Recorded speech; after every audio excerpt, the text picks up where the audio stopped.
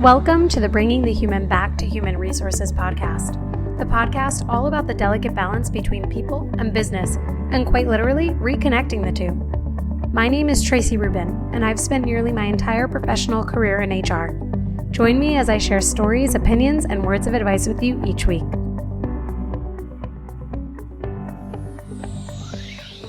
Hi, everyone. Welcome back to the podcast. Thank you for being here. Don't forget to rate, review, and subscribe wherever you're listening to this. If you are listening on Spotify, you can actually watch this episode because it is a video because I have a very special guest. My friend Kira is joining me. She is an HR consultant and she's worked in HR. She grew up into HR from an ops role, and she's going to tell you all about her background and experience, but she is amazing. And this episode is so much fun. I'm telling you, we have all the giggles. I'm going to let us just jump right in to speak with Kira because it is an amazing episode. I feel really inspired leaving the conversation and going into the rest of my day. So I hope you enjoy, and don't forget to grab at the end of the episode where you can catch Kira and connect with her. All of the information is also in the show notes. So definitely check her out, connect with her. She's amazing. Enjoy the episode. We'll get right into it. I'm so glad that we're getting to chat over, our recording, our podcasting right now. And obviously you and I have not met in person. We've simply met through the interwebs, and thanks to HR. And I think it was probably my HR Tracy Instagram podcast, whatever that I remember I found you through like a hashtag. I was like, I love this girl. And I think I might have reached out to you and said, like, I really like your content. Like slid into your DMs or whatever. But why don't I pass the proverbial mic to you, let you introduce yourself, and then we can like chit chat a little bit more.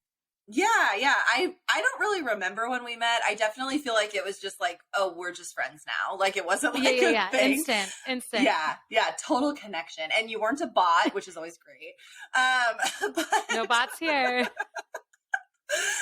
But yeah, I'm Kira. So I actually started in operations management. So I got an organizational management grad degree and then started taking over operations and management for small businesses. And then that kind of envelops HR along the way, because a lot of small businesses may have operations people, but they probably don't have HR people. And then over time, just started consulting one-off. And then during COVID, found this huge need in the remote space for digital companies and remote businesses, online businesses to like have teams as they were growing so quickly.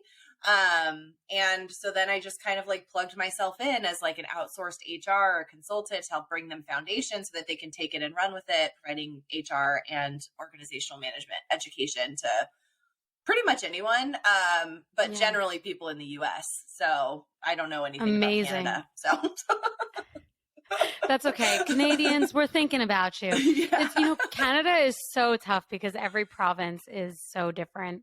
And that is, if you can tap into that Canadian market, that's where it's at. But I mean, I think your story is so inspiring. And I remember vividly when I came across your profile and then we chatted that one time that I was so inspired because you just like jumped into this like consulting work, and you have your own business and you have a team and your team is growing.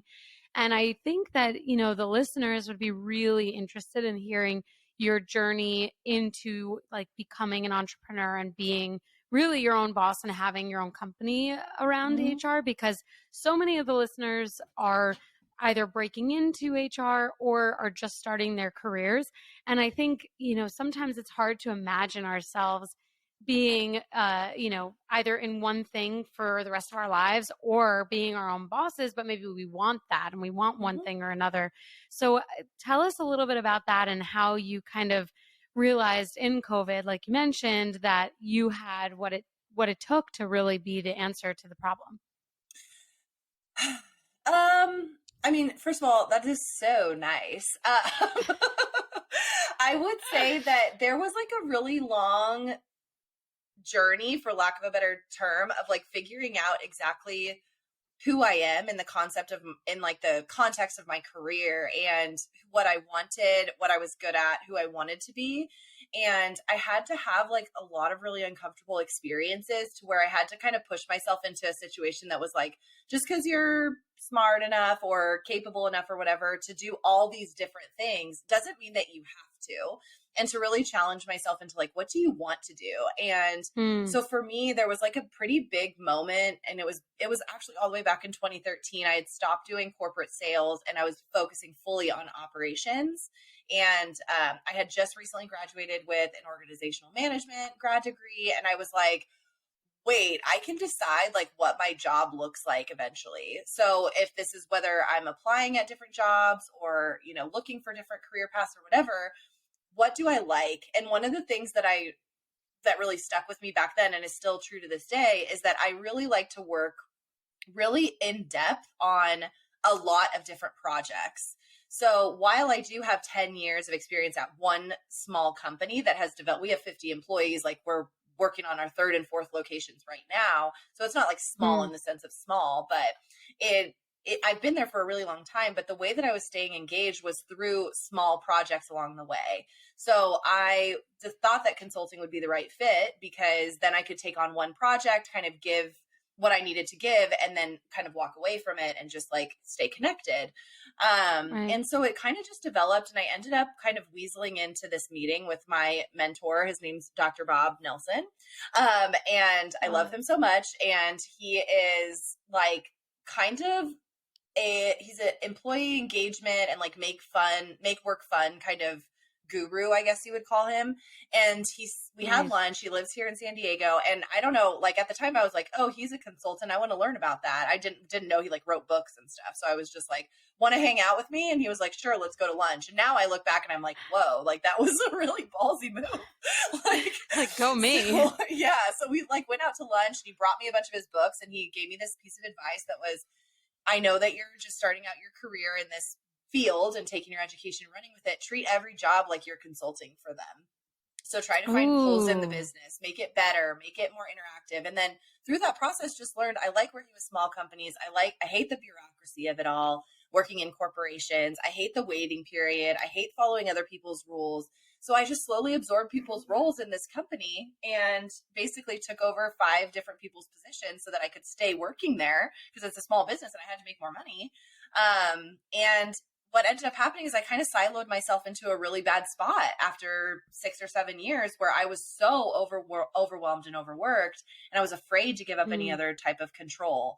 And it literally got to the point where, and I'll tell this story like pretty openly, but trigger warning, anxiety, I guess we should say, because I essentially had a breakdown. Like I had a breakdown. I literally just crumbled after a workout one day when I was getting ready to go into the office and couldn't go in, couldn't explain why. I was panicking. I was crying. My mom had to drive all the way out here. It was about an hour away to like help me figure out what was going on. And I would just felt so trapped into like thinking I had to do all these people's jobs, and I wasn't really delegating and I wasn't really asking for help.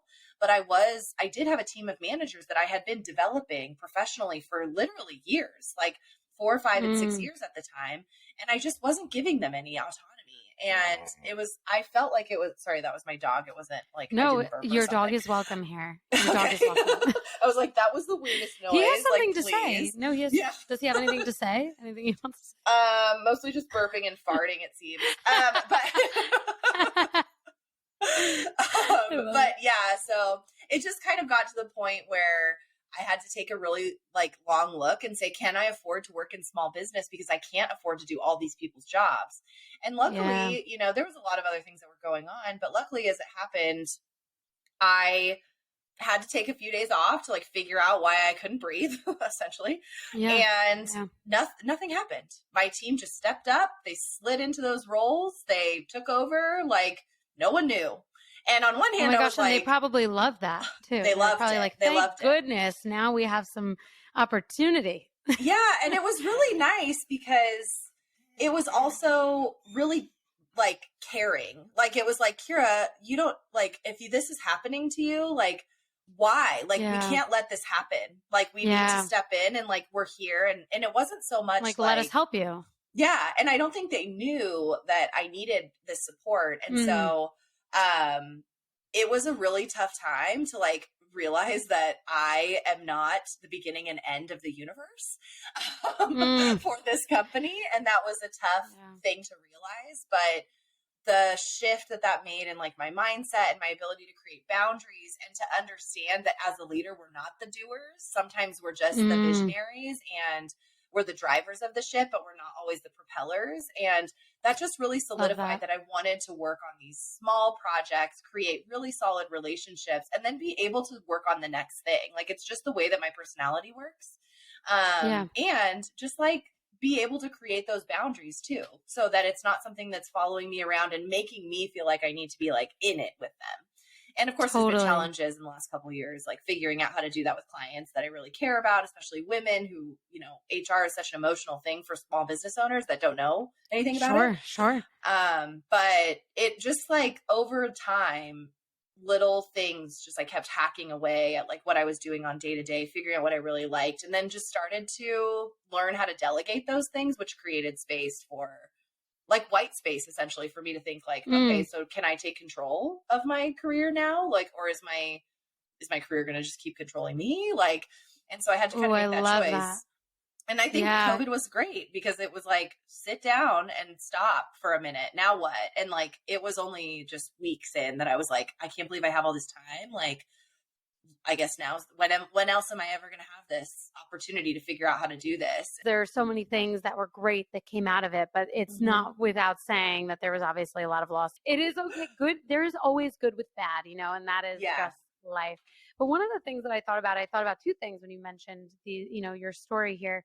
The first is that delegation is so hard. It's actually one of the things that I struggle with to this day. And even in my personal life, and like when I was planning my wedding, I was planning the wedding. Like no one else really had a hand on it because I was like, I know what I want. I know how I like it. And that's that. And, some might call it controlling. I think my husband would probably say that I like to have, a firm grip on everything in my life. But at the same time, I feel like self-awareness is really healthy. And so like knowing, especially as a leader, when I do have a team, which right now I don't have a team anymore, but in my last role I did. And, for me, it was like, okay, well, the thing that I can control is how I develop this person. The thing that I can control is, seeing delegation as an opportunity for them, as a moment for growth and potentially even failure, and that's okay. And it's about how you overcome with them. And I think I learned that early enough in my career where I didn't have to like fail first. I think I failed a little bit in learning it, but not like so hardcore that like I just like plummeted. I learned it quickly enough. And I think that like I think about my sister actually, she's like an incredible delegator, and that's because she doesn't want to be the one to like really have too much of a hand on it. And it's interesting because like she's planning her wedding now, and so I see how much she delegates, and I'm like, am I the idiot for not delegating all of this other work? Because like I wasn't stressed while planning my wedding. I had a perfectly smooth sail. But it's funny how, you have a natural inclination towards some things. So I can really appreciate, your story around like recognizing that there were certain things that you really wanted to do, other things that you absolutely could not do anymore because you were just crumbling. And I totally get that. And then the second thing that I thought about was actually really around those who don't have that HR experience. So when you're working with small businesses, to your point, they're not necessarily going to have a head of HR because they might be that person.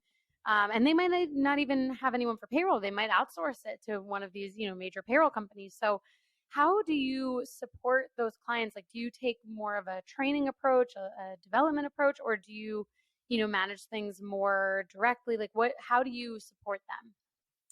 Yeah. And it's always evolving. Like, I think that's a big thing is that at the time of this recording, we have built several programs and offers that can speak to the needs of where the business owner is at in their business, and also what type of leader or manager they want to be and what they want to delegate. Because like you mentioned with your wedding, truthfully, like whatever brings you joy, it doesn't matter if it's right or wrong. Like that's totally not it. It's just some of us are going to like things more than others. Like some of my business owners want to be nitty gritty developing their people, and some of them want to be hands off and they want somebody else to manage people and they want to just be behind the scenes. And I think it just is really about knowing who you are and what your strengths are, and also being willing to kind of bend a little bit as like things flow.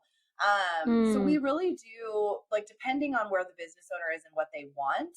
Um, the hardest thing actually is just educating people on the fact that they need HR no matter what size their business is. And mm, HR touches so many parts of their business that there's no way to like really create a long-term plan without it.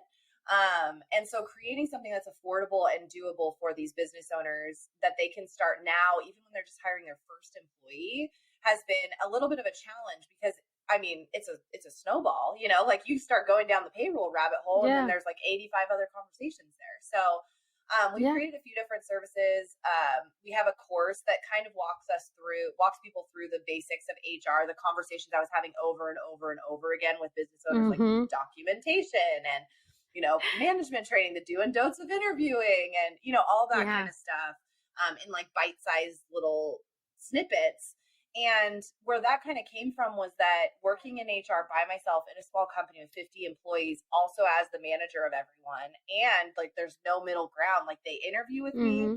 they orientation is with me, their training is run by me, like all of this, there's no separation, which created an impossible Right. situation for boundaries. So I think learning about that over time has it kind of created a more comprehensive view of what these business owners might need that they don't think that they do need. And what did I want as an HR rep, as an HR person, as a leader, as a manager that I didn't get back then? Like I remember Googling like, Yeah. how do I talk to this employee about this thing? And you know, just like not Right. knowing. Can I And talk to now, employees about body odor? yeah, Like oh that my was my gosh. first, probably my first Google. So I had to have that conversation. I actually tell that story during orientation Yeah. for my team because I'm like, Do listen, you? if we have to talk to you about hygiene, please know that it's more painful for us than it is for you. But try to pay attention to Yeah. it and Oh my like God. just throwing it out there because I'm like, these managers are going to have uncomfortable conversations all the time. Yes. And so creating that in their onboarding is, I mean, that's a whole other conversation. But yeah, I would Google stuff and be like, Right.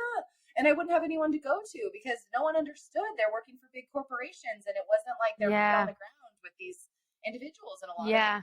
younger employees too, like in their 20s. So first Right. job, maybe first big job, first management job, like that there's different types of communication that come with that. And so I just kind of over time created, okay, Dixie, you want to say something? Dixie is like really fully agreeing with you. She's Yeah, like your she's like, amen corner. and she's also like, can I have some of that cheese that Eric brought up here? Go Oh, we ahead. love cheese. Oh I my know my gosh, husband so like cute. brought me a little charcuterie. Anyways, so Oh, so nice. yeah, working from home is so nice when your dog wants your cheese. So we created this course so then I could speak to not only business owners but also their managers, their first time managers, remote managers, new HR people that are just kind of thrown into the role because as we know, you don't really even have to have a certification to end up in an HR position. No. You can Yeah, just this is a end big up there. point.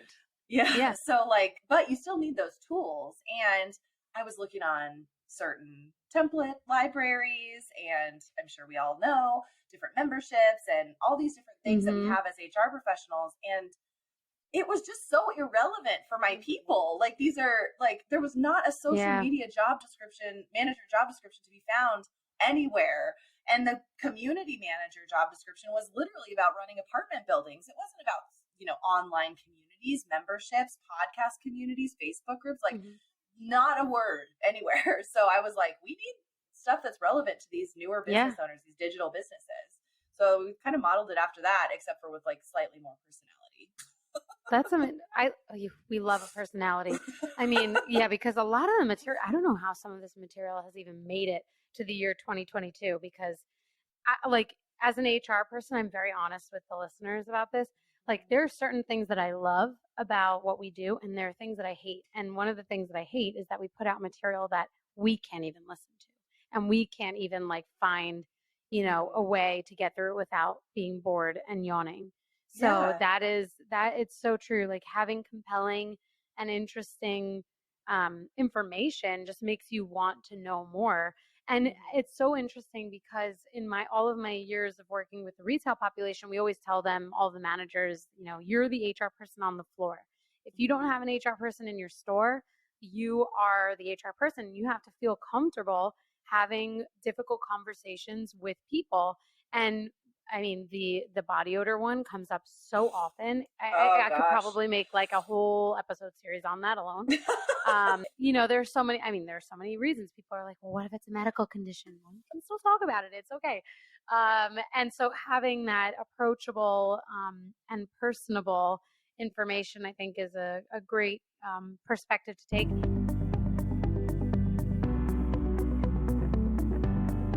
It can be stressful to choose the perfect swag to order for your company, especially when trying to find items that people will actually want to keep, which is why I am thrilled to tell you about swag.com. Swag.com makes picking out corporate gifts simple and fun. And if you've been listening to the last few episodes, then you know that I am sharing all of the things that I love about swag.com. Like, for example, receiving swag. That is super fun. Not only did swag.com send me something, but I also received swag.com swag from my employer, which is pretty cool. Like, for example, we actually just sent bandanas for pets because it's National Pet Day, I think, at the end of June, and we're doing like a Bring Your Pet to Work Day event. So it's really easy when you have distributed teams, especially like our team, where you have people working all over the place and you don't want to manage everything in your own warehouse. Swag.com makes it easy because you can just send everything to everyone using their warehouse setup, which I'll tell you a little bit more about. So swag.com makes it their business to offer a wide range of products, so there's something for everyone. They carry premium brands like the North Face, Camelback, Ray-Ban, and more, all customizable with your company's logo or artwork. You can even create custom swag boxes full of great branded items, which is what I've experienced at my employer, all delivered in a unique box designed for your company. And with swag.com, you can easily set up a corporate gifting program with your team, for your team, with no platform fees. Their team of expert curators are standing by to help you design the perfect gifts for your team. And I mentioned this warehouse thing. When you sign up with swag.com, you can opt in to have everything stored at their warehouse, which makes it so easy, especially, again, if you have a distributed team like we do. So go to swag.com today for the perfect swag and custom gifts for your company. Right now, I have a special offer to help you get started with 10% off of your order, but only when you go to swag.com/humanhr and enter promo code HUMANHR10. Remember, for 10% off, go to swag.com/humanhr and use promo code HUMANHR10.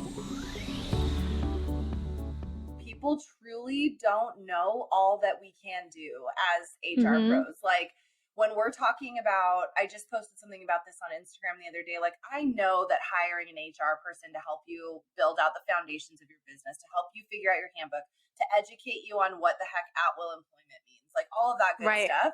I know that's not sexy. I know doesn't sound that fun. I know you want to actually hire somebody to produce your YouTube channel because that's what's going to get you followers. Like, I know that you want a photographer and a brand photo shoot and a conference and a blah, blah, and your money could go in other areas. But truthfully, like, if you don't have an HR strategy, then your business is not protected, and you are not protected, and your reputation isn't protected, and your clients aren't protected. Like, all the way to, like, do you want your clients to think that your team can take their stuff and go and blast them? Like, that protection comes from HR, and sometimes it also comes from legal. But I'll tell you, most of my clients come from lawyers, because lawyers are like, let me draft you this contract and do some research, and then go talk to Kira, because we don't want to deal with your compliance stuff. We don't know. And also, we'll tell you your risk. Yeah, we're gonna be like, it's very scary, go talk to Kira, but it's not gonna be like super fun. And so making it something that people actually can look forward to has been a huge challenge for me, but it's also been a marketing tactic. Like, if we can just make HR seem a little more fun, then we can get some freaking credit for all the stuff that we can handle and we can do. So, like, we don't have to be the boring ladies up at the top floor next to the president that's like doing their bidding. We're not secretaries. Like, we are actionable partners to businesses. Yes, exactly. The HR stereotypes that are out there, that we suck the fun out of everything, that we are only there to like order snacks and make sure people have schedules depending on, whatever the environment is, to, fire people that were two-faced because we like prioritize the business, but we tell the employee that we care about them. Like those stereotypes obviously come from somewhere. And like, I've talked about it before on the podcast where, yes, as an HR person, you have to be a partner to the business and you also have to be a partner to the employee. And that's not being two-faced. That's being a neutral and objective partner. And it's the people who are in HR roles that don't get that are, creating a bad rep. Those are the people that we need to just like exit stage left so that we can like properly move in people who get it and like create good experiences for people. And yeah, I mean, my very first episode is called Destigmatizing HR. And I joke about how my grandma, and to this day, she says the same thing. What is it that you do again? You fire people? I'm like, no, like not just that. Like, have I fired people? Yes. Yeah. Like, more than I would be willing to admit. But like, that's not it. And she's like, how do you know how to do all this stuff? And I was like literally just yesterday, I was on my way to Trader Joe's and she called me, or I called her, and she asked me that. And I was like, Grandma, I have no idea how I know to do this. Like, it's just from experience and like having some sort of skill set. She's like, you didn't go to college for that. I'm like, yeah, I went to college for English. Like, I've managed to be a good communicator. Like, I guess that paid off, but hardly anyone goes to college for what they do. Yeah. And if you do, then that means like you knew exactly what you wanted to do when you wanted to do it. So yeah, I think there's a lot to break down about HR, but I'm glad that I have you as a colleague in this fight. Yeah, I try to like spin it in a way that's like, you can look at HR as your enemy if you want to, but in these small businesses, they're your biggest advocate and your best tool. And I love that the pendulum is swinging into more of an employee like driven market, because it's challenging businesses to look at the power that HR has to help them to retain, attract, keep their talent. And also to create a company culture and environment where people actually want to work. And I know that most companies weren't prepared for all these changes. I heard like a statistic that we went a decade faster into remote work than we were supposed to because of COVID. So it's really not anything to be ashamed of that companies they weren't prepared for this. And it's not that surprising that the pendulum is swinging in this direction to force companies to step up. But it just shows you the power of the human experience in corporate and even small business or medium-sized business environments, that we can make an entire trend happen that pushes up salaries and creates more benefits and puts pressure on lawmakers and legislation to pass, and like is really pulling information that is used in a way that is mutually beneficial for all people. And then in turn, it's also beneficial for the corporation. But we are kind of stuck in the middle. So being a business owner that is in HR puts me in a really funny situation with my team, because I'm having these conversations and they're like, okay, so when are we going to get a raise? And it's like, but it really challenges me as a business owner to have things be super transparent, and our culture is really easy to deal with. And we have this open communication, although it can be challenging. And so if every business kind of treated themselves as the business owner and the HR people that are responsible for their experience, then, I mean, our company culture is really fun to work in, and we enjoy coming to work. We have flexibility, and it really translates to the way that our clients view and see us as well, and how we can protect them, because it's all built into our processes. Just had this crazy conversation with an employee for a company that I work with that was like really raw and honest. And there was 2 employees hired at the same time doing the same job. One of them excelled so much. The other didn't. They didn't have the skills that they needed. They weren't showing up the way they were supposed to. They didn't have the attitude they were supposed to, but they were in this little bubble, and it contaminated the super high performer that had a good attitude and was showing up for the team. And really the conversation I had with the lower performer was, look, I understand that you think you're on the same level, but I have seen your performance evaluations. I know that this was spoken to you about. You are not on the same level. And I understand why you may not want to divulge that to your partner in crime at work, because that can be embarrassing and hard to understand. But you're creating a situation where your friend is miserable. Like, they are doing a good job. Like, you need to stop this, because it's not fair to your friend. Yeah. And it's like, this may not be the right fit for you, but when you're complaining, I still can't even find a way to develop you into this role. And all you're doing is now creating a situation where I can't help you, and you're hurting someone that you supposedly care about. and you're ruining their chances and who's of doing having a good job. Yeah. Right. And I just had to straight up tell them, listen, like you're not doing as good of a job as you think you are. And I don't know why you think that, because you've been told this directly. So yeah, you cut that right person now, a slice of humble pie. Yeah. And it's like, and right now what I need you to do is just focus on the experience that you're creating for your teammates. Because if you're not going to be motivated by, or if you need to think about this, or you want to talk about it again, I'm here. Like, trust me, I'm here. However, my job is also to protect their work environment. And they don't realize it, but you are really hurting that for them. And, you know, maybe that person, after having that open and honest conversation with you, will be able to take a step back and assess, like, if they are happy there. And if they are happy, then that's just a behavior change that they need to take, you know, control of. And maybe that means that they'll be more successful because they'll actually put more effort in. Because sometimes I definitely see employees who think that they are doing a stellar job and they have close friends and they've been with the organization for, you know, a good amount of time, but because of their negativity or whatever it is, they're actually preventing others from being able to move forward. And they have this perception that they're doing much better than they are. And instead of making an even better experience for themselves and their, you know, colleagues, they're only hurting themselves further and like hurting it for others. So I can definitely appreciate that story. One of my final questions for you, because I know we're coming up on the time, is really around like, I know. We're going to have to do this again. It was fun.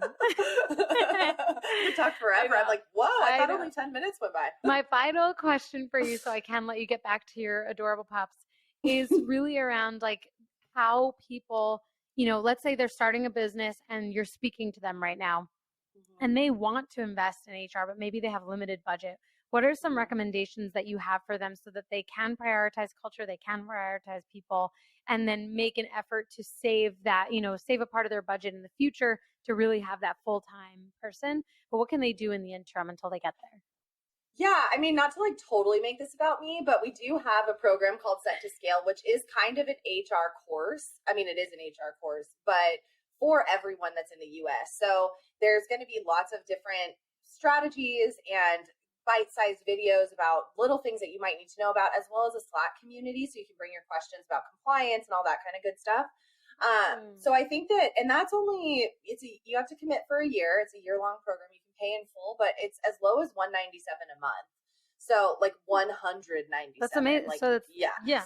And they get direct like access much less to me. than like a full employee.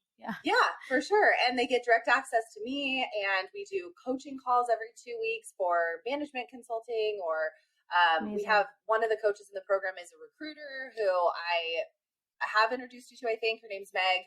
And so she can help with like even developing job descriptions without having to hire a recruiter to do that for you. And if you're just starting a business, it kind of eases your way in, but will help you do it responsibly.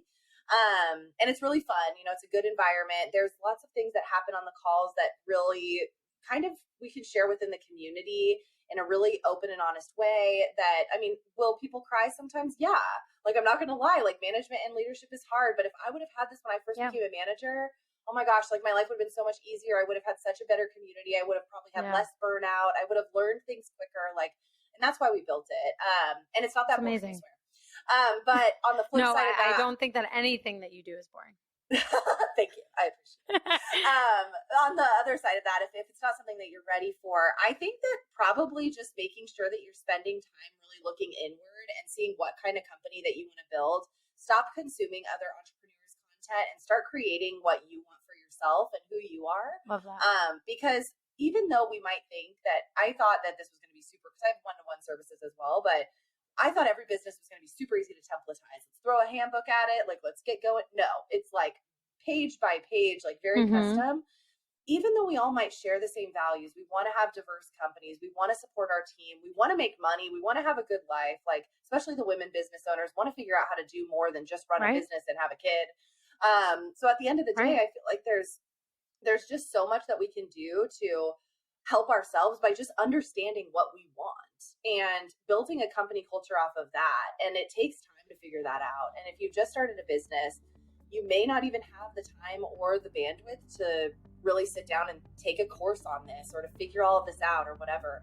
But if you have a solid culture and a solid mission, and you know what your values are and you bleed that into everything you do, your marketing, your advertising on like different platforms, your podcast that you go on, pitches that you promote, job ads for searching for help, contractors that you work with, then you're really just expanding your reach and helping to solidify who you are as a business owner. So creating a company culture is going to be super natural. And it doesn't have to be so hard. You have 10 employees that are all unhappy and now you're going to create a company culture. Like, do it now while you're starting out. You can figure out what that looks like and let it evolve over time. But yeah, I think that was one thing I wish I would have taken a little more time for in the beginning for myself, because once I really needed it, I had to create time to do that before I brought other people into the fold. So it was That's fun, amazing. but also stressful. Stressful, I'm sure. I know. I'm like thinking about it. I'm like, oh, that sounds like a lot. But I think that advice is amazing. And I feel first of all, I'm proud to know you and I'm proud of all the work that you're doing. And I'm glad that we became instant friends thanks to Instagram and the HR community. And I really look forward to seeing all that you do. And so I guess with that, why don't you tell all of the listeners where they can find you and connect with you and get all of the good stuff that you put out there? Yeah. So on Instagram, I am The Paradigm with 2 M's and obviously Viva La Dixie if you want to just get dog content. And my website has everything that you could ever need, including a whole bunch of free resources and freebies and stuff like that to just kind of dip your toe into the HR world, and information on our Set to Scale program, which we talked a little bit about here. But if you need more support, I do still offer free consultations. They're quick and dirty, but we can usually help figure out what you might need next. And that's just through our website as well. And we have a template shop. So settoscale.com has a bunch of HR templates that are built for remote teams and online businesses that are super affordable if you just want to figure out what the heck we're even talking about job descriptions. So yeah, right. That alone can be daunting. I really appreciate you joining the podcast. I love being with you on this lovely podcast since I'm basically a fan. So I feel like very like starstruck right now. Oh my gosh. Wow. Feelings mutual. Thank you so much. Bye, Dixie.